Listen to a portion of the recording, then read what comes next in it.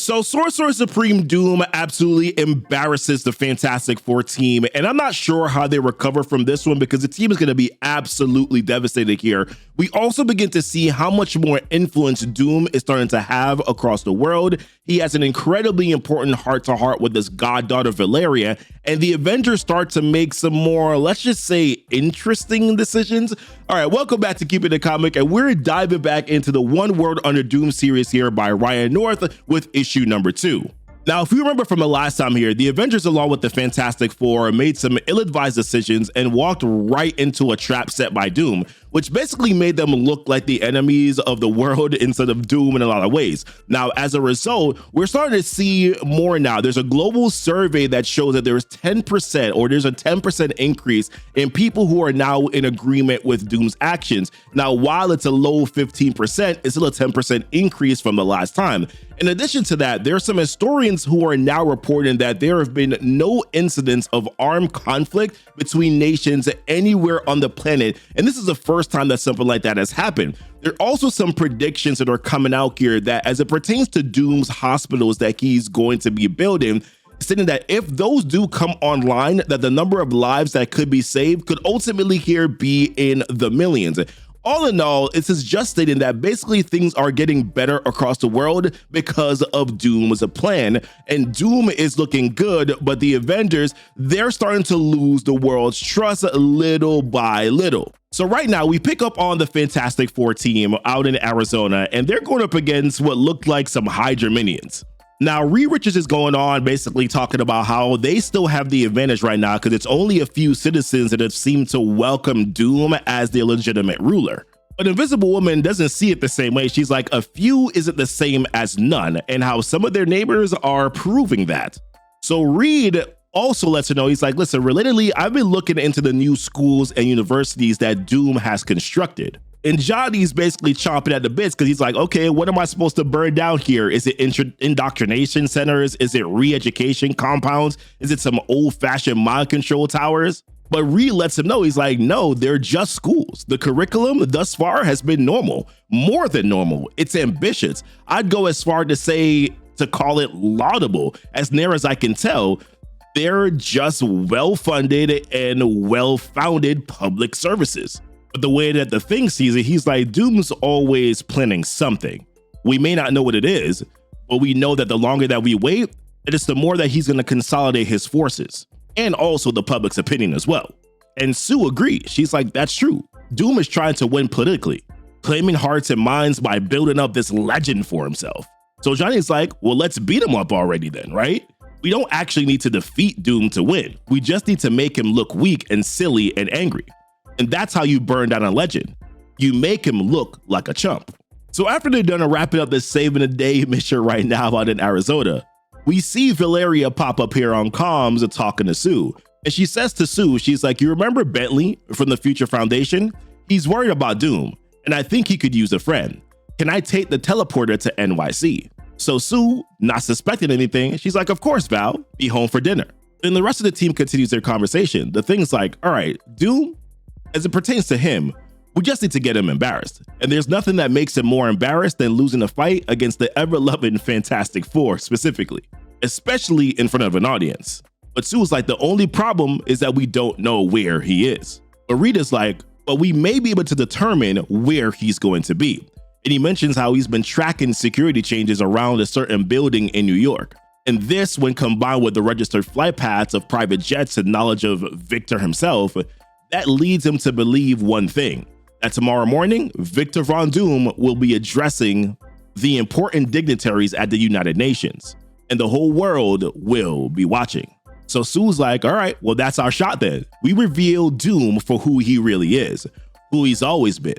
Tomorrow morning, we show the world who's really been leading them. So then we transition here to what Valeria has been cooking up as we go over to New York City here at the Baxter Building. And we hear the voice that says, you are precisely on schedule, Valeria. And she responds back, she's like, come on, you know I wouldn't miss this. You're important to me. And then we see that it's the voice of Dr. Doom as she gives him this big old hug to her goddaddy Doom. And Doom is like, Doom is pleased to see how punctual his goddaughter can be. And they continue on this really important dialogue, at least I think so. So she thanks Doom for agreeing to meet with her. And Doom was like, I was expecting more resistance from the Baxter building security systems. I didn't even need to employ magic. And he's like, was it your influence, I suppose? And Valeria's like, you are both unopposed and unrecorded. I coded you as a member of the family, but anything human would set off alarms. So welcome, Princess the Pooch. So Doom was like, clever. Doom takes no insult, as none was intended. Nor will I add, have I done anything untoward while inside your building? And Valeria's like, I know, Uncle Doom, you gave me your word. So Doom continues. He's like, just as you gave your parents your word, you were coming to New York for Bentley 23, was it? So she's like, listen, it's a lie of omission, not a fabrication. I will meet him when we're done. But you and I, we don't play those games with each other, do we? We give each other the truth. So Doom continues on. He's like, listen, you are a young woman who has already exceeded the high expectations I'd set for you at birth. You hold Doom's favor, Doom's respect, and Doom's love. Few have experienced the merest taste of any, and none have ever possessed all three. I keep no secrets from you, Valeria, and I shall continue to do so. So Valeria's like, all right then, give me the truth. Make me understand. Tell me exactly what you're planning. So Doom's like, why tell you, Valeria? I can show you. So he transports them to a location here out in Canada, which he'll explain in a second. And he tells you, like, Valeria, you travel with the Sorcerer Supreme. My magic has grown. Our presence here shall not be noted. We are at the site of the municipal government in a minor Canadian city. It is a symbol of suffrage, pluralism, and representational governance such as it is. And he says, justify it. So Valeria's like, justify municipal government? And he's like, no, democracy. This one, anyone, it does not matter. Defend democracy to me. So she's like, okay, I defend it by looking at the alternatives. Consider a world without collective action, without government of any kind. Everyone is fighting for their own self-interest, without rules, without organization, without a way to stop bad actors. And Doom was like, precisely, Valeria. That's it, precisely. You impress me even now. Get into the heart of the matters right away. In an anarchy of individuals, there's no authority, no control. Opportunities are lost over and over again, as power comes only from strength, with alliances forming and breaking out of mere self-preservation. It is chaos without room for morality. It precludes progress, and you rightfully refuse to accept such a system. And then the dialogue continues. Why then, if you reject anarchy at the level of the individual, do you accept it at the level of nations? And he's like, until Doom, our world was a confusion of 200 competing nations, Valeria, each fighting and scheming for their own self-interest, with no authority to bend those impulses to useful ends. It was the very definition of anarchy, and by your own admission, it should never have been tolerated. So she says, she's like, that may be how you sell it to others, but I know it's not how you justify it to yourself. Don't tell me you're doing this for humanity, and don't say you're doing it for me. The truth, again, Uncle Doom. So he's like, the truth, Valeria Richards, is simple. It has always been simple. I seek glory. There is no greater motivation, no greater proof that my efforts are sincere in uniting the world. I've already done what others have long said was impossible. But then she's like, but these changes you've made, you've done it without consideration for freedom, for consent from the governed. Imposing your rule on people is just fat. And then he's like, no. Fascism builds its foundation upon a lie, Valeria. My rule is founded upon truth. That Doom is the best of us and the only one qualified to achieve this great unification. So once again, she's like, I'm sorry, but I can't follow you there. A claim like that, you need proof. And then he cuts her off again. He's like, which is why I am working very quickly to prove it to the world, to earn its consent, including from you, Valeria. Doom hopes he will convince you. So then she says again, she's like, I don't know whether or not to say that I hope so too, Uncle Doom. And then he snaps again. So he's like, then say nothing and let my actions draw you toward your own conclusions. And in that moment, that's when Valeria is transported back into her home. And of course, Mama Sue wants to know, she's like, hey, I want to hear about how it went with Bentley, but we know she wasn't with Bentley, right? So then the next day here, we fast forward now to see where Doom's broadcast is about to begin. And then we hear the voice here of Doom. He's like, though everyone here is an ally, you know there was some initial unpleasantness in the transition to the new order. But he's like, but things are changing. Your lives are getting better each and every day. But then on the outside, the Fantastic Four, they have showed up as well. And when they show up outside the building, what they see are Doombots, of course.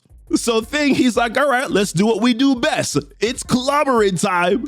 And Reed lets them know, he's like, listen, my readings confirm that these are robots, as they appear to be. There's no hidden traps inside or any sort of innocent victims on the inside of these Doombots, so we don't need to hold back. Which, of course, is just music to the thing's ears, right? Now, back on the inside, Doom continues his soliloquy. He's like, today, Doom offers you his next boon.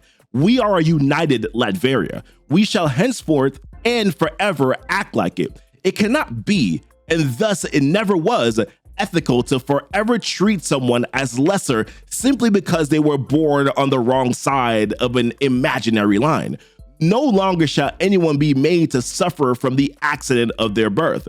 No, Doom co-signs this idea to history, to molder alongside slavery and other abominations of human ingenuity. You may live and work in whatever nation that you choose. All shall have free movement from anywhere to anywhere. I give you the gift of open borders. And you can see by the hands raised and the claps that they seem to be liking what Doom is putting down. So on the outside now, while the Fantastic Four are battling, Johnny's like, yo, doesn't this seem a little bit too easy? And Sue's like, I don't think so. I just think that Doom thinks that he's just so invincible. And I'm like, seriously, are they really feeling this way right now? So Reed continues, he's like, I detect no superpowers inside either. It's just Doom, an ordinary audience, and a global broadcast. And they're like, well, there's no time like the present. Let's show the world how petty he really is. And I'm like, this is a bad decision, right? Come on now. So back on the inside, Doom was like, listen, I have given you schools to improve your minds. I've given you hospitals to improve your bodies. And now Doom gives you freedom. Go where you want. Go where there is opportunity. Move freely. And remember that while any of your leaders could have granted you these freedoms, only Doom chose to. Only Doom made this happen, and only Doom can save you. And as soon as they say that, who comes barging on in? The Fantastic Four. A thing pops in, he's like, hey, we came all this way, folks, to personally say this to Doom's face. You're a fraud, Doom. You're a monster and a thief, and you ain't to be trusted. The world don't want you, Doom. And Reed, as in his 2 cents, he's like, this madness has gone on too long. Enough, Victor. Those who love freedom will never kneel to you. Johnny adds his 2 cents. Sue adds their 2 cents. It's really following the same theme here. But then here's the thing. Doom was already prepared for this, right? So he's like, Richards, you and your ridiculous family have always been so eager to attack me. But one wonders, as you begin to see the civilians starting to arm themselves here with Doom guns, like I said, he was like, but one wonders if you will be so eager to fight innocence instead. And this is where we begin to see the broadcast going out, right? And he says, know this, Fantastic Four, these are civilians, ordinary people who happen to believe in what I'm doing. They don't live in fancy towers as you do. They don't have a second home as you do. These are merely the great Quotidian mass of men and women you've sworn to protect. Will you attack them, Richards, here in the United Nations of all places? Or perhaps you will try to crush their weapons in your force fields, Susan? Just as you did to the security outside? Before you do, know this. Their weapons are rigged to explode if tampered with, or if removed from their hands unwillingly, you'll kill them all. And Johnny's trying to plead with them. He's like, listen, can't you guys see that he's tricked you? He's using you as pawns. But then Doom cuts him off. He's like, no, Johnny, these patriots knew full well how these weapons operated before they picked them up. Such is their commitment to their belief in the cause of Doom. Tell me, will you respect their rights, their vision of a better planet, or will you kill them to bring about yours? Answer quickly, Richards. These choices you're making, they are being broadcast right now. So Reed's like, damn, I mean, like, you backed me up into a corner here. It's like, Victor, you know that we won't, obviously. So Doom's like, good. Then I see my mercy in letting you live in this better world was not misplaced. But Doom's mercy goes further than you even can imagine.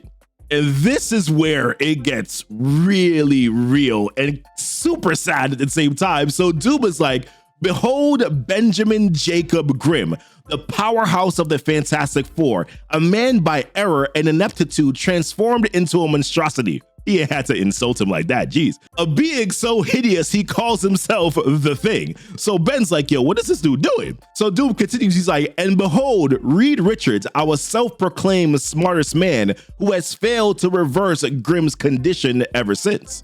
It is a staggering failure, a highlight remarkable even among the litany of disappointments of Mr. Fantastic.